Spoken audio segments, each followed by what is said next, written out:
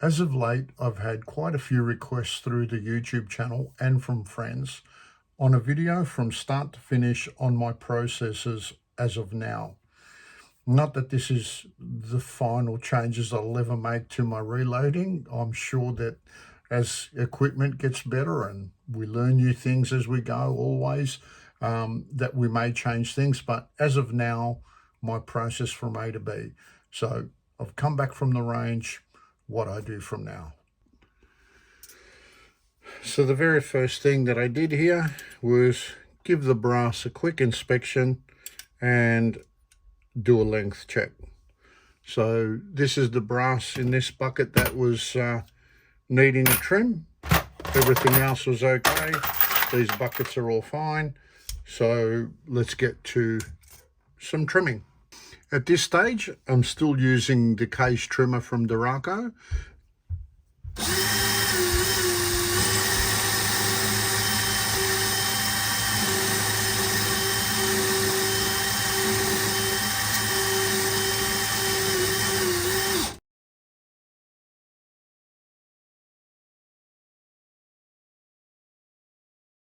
Now that our cases have been brought back to size, or overall length size that is, I do a little bit of chamfering and deburring.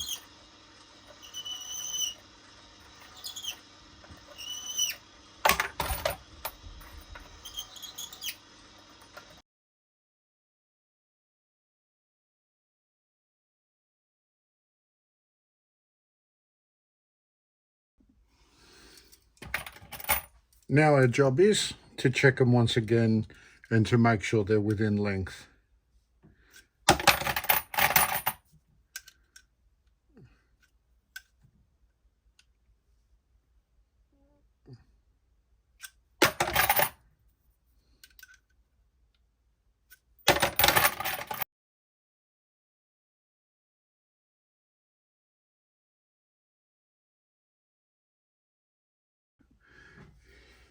Now during this process, I'm always keeping my eyes peeled on the brass. And the reason for that is sometimes I pick up things like, if you can see over here, can you see that little ring going around the brass there? I'm going to tell you something, that's not the ring of confidence. So out comes my very technical tool, my bent paper clip. And what I do with that paper clip is I run inside, and if you can see it jerking slightly, that's because it's catching on the inside. That tells me that this case is done. It started to separate from the inside slightly. We're not going to go any further with it because it's just too dangerous. So in the bin it goes. Next step, into the dry tumbler they go. Yep, I have gotten rid of the wet tumbler altogether. I found it a total waste of time. Not that it didn't clean brass. It did clean brass very well, but I found that cleaning brass didn't really give me any better consistency, even after 10 to 15 firings. But I have gone back to just doing a initial clean around the neck, just to save my dies a little bit. So that'll vibrate in there for about 30 minutes, more than enough. And on to the next step, annealing. Now, annealing brass, you got to get it right. If you don't, you're wasting your time. The very important thing for me is that I get my heat on this part of the brass here, which is on the shoulder exactly. I found to get my best consistency when I do that, it anneals from about here till about this section here, and that's what I want. So I always sit my brass beforehand and I make sure that the torch is hitting exactly that spot. Now, this brass in here is not the brass that I'm using. This is my test brass. So it's brass that I pick up from the range that I don't use that has roughly the same thickness as the brass I'm about to anneal. As long as it comes close to it, I can always adjust after the first one, but I usually get it pretty spot on. And I'm going to throw in the first bit of test brass, and I'll turn off the light because I can only test this in total darkness. So lights off, the brass will drop into place. I quickly look from top to see that it's aligned on the shoulder, which it is, and that's what I'm looking for, that little bit of glow. Now, don't be fooled by the camera. That'll make it look glow a lot more than it actually is for some reason. So all I'm looking for is that little bit of rose glow, and that's it. And we'll just do one more test one to make sure that it's 100%.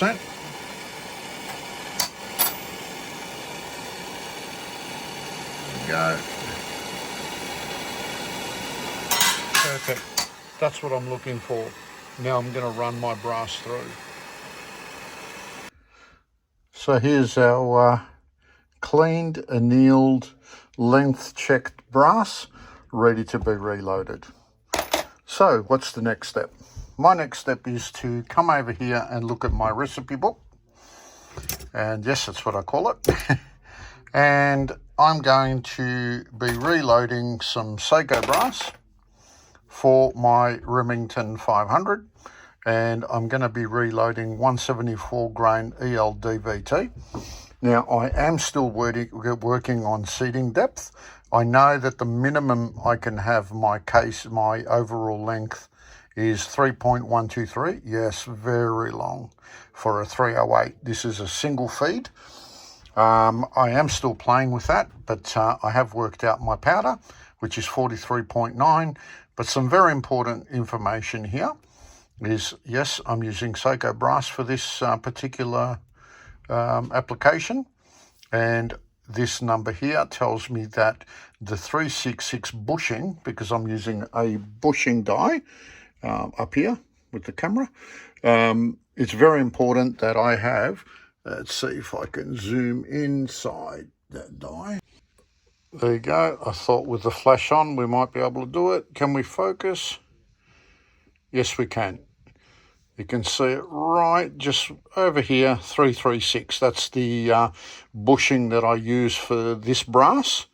I've pre-calculated all that, and basically how I work that out is I press a projectile into the case, I take the overall thickness at the neck, and I minus 0.02. And that's how I get my measurement. So we know that that bush, the correct bush, is in there. I'm going to screw down this centerpiece over here, and I'm going to bring that all the way down until my decapping pin is at the right length, which is about there. Now it's time to lube our cases. This is a two-step procedure for me. The first step will be this Neo lube. I'll put it in the camera so you can see it. This is just for the internal part of the neck. And I am still using the ballistic case wax. This is a phenomenal product. I totally recommend it. I love it. It lasts forever, not too expensive, absolutely awesome. Stage one is to be a little bit more prepared and have my little applicator handy.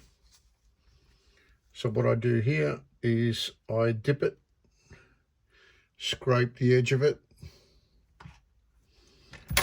and I line the inside of the neck.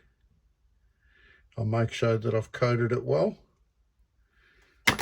and go on to the next one. I dip it into the case lube every second case.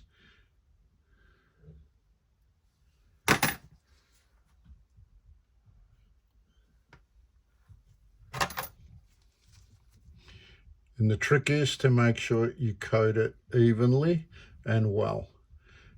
Now it's time for the ballistic case wax. I'll just rub some on my fingers to get them well lubed, and all I'll do is rub around the neck and all the way to the back of the case, and I'll re-lube my fingers every third one. I find that that's the best consistency for me. I don't have to put as much every time on my fingers because it's just basically a top up. But it's very important that I lube the whole case, and you'll see why in a minute.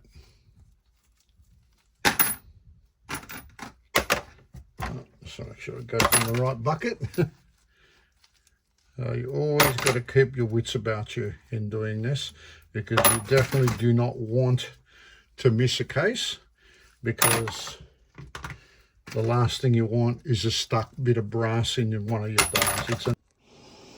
Back to the old trusted Hornady press here, and the reason for that is, if a couple of you have watched some of my past videos, I've added a step to my reloading, and that is using a small base die. Now what the small base die is doing, it's only resizing the base of the neck here to the base of the case. Nothing to do with the actual neck itself, or, you know, bumping back the brass or anything like that. It's only resizing the body of the brass. And the reason for that is to uniform it.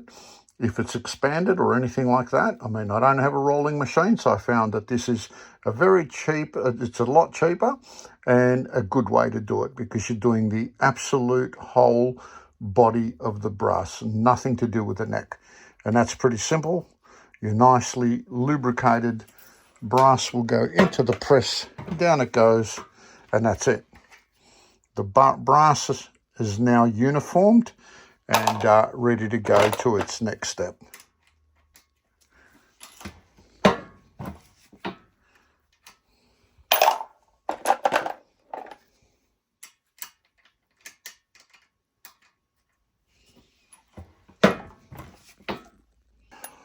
So back to the reloading bench. On to the next step. But before we do that, we have to do a couple of little checks. The very first one is to make sure that we've got the correct powder. So my recipe says that I'm using 2208, which is what I use for 308. My 2208 is in the hopper. Everything is zeroed. The cup is empty. It's definitely on zero. As you can see, it'll help if I lift the camera a little bit. And it's ready to dispose of 43.9 grains of powder. Yep, my book says 43.9, and we're ready to go. So we'll put that on auto and we'll start, and it's now up and running. The next step will be to put some primers into our tube here.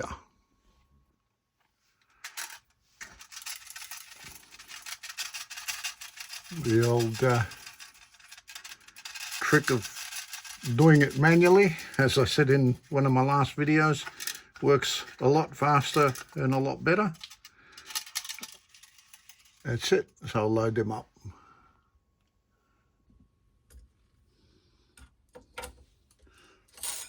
Pull the pin out, and all the primers have been fed through. So here's my trusty Dillon press. I absolutely love this piece of machinery. On the very first station, you can see that there's a hole at the base there. So when I push this handle backwards, you can see that push up, and that's for the primer. When I pull the handle down and I come back here, there's a primer. So I'll show you that. I'll go down. See, there's a primer now, and when I push the handle back, the primer will go in the case. So we're going to put the case on station 1, which will be resizing, which will resize the neck and bump back the shoulder. Station number 2 is my mandrel die, and that'll mandrel the neck to make sure it's even. Station number 3 is the powder check, and if you see my finger there, that is my powder check. which I always keep an eye to make sure that the powder is in that station before I go to the third station over here, and that's seating. Today we're going to be using the ELDVTs, the 174 grain. Still testing these. Love them so far, but still a fair bit of testing to go. So before we go ahead, you'll see that I've switched over to my case comparator on my vernier here, and I'm just zeroing it in to make sure that it's on 0. It takes a few turns just to make 100% sure. And as you can see, we have there we go, a 0 reading on our vernier. And the reason for that is I always test my shoulder bump. So I'm not going to put a primer in at this stage. All I'm doing is to make sure that I got the correct amount of shoulder bump. There we go, 2 thou. So we're ready to go. Go through the motion, primer.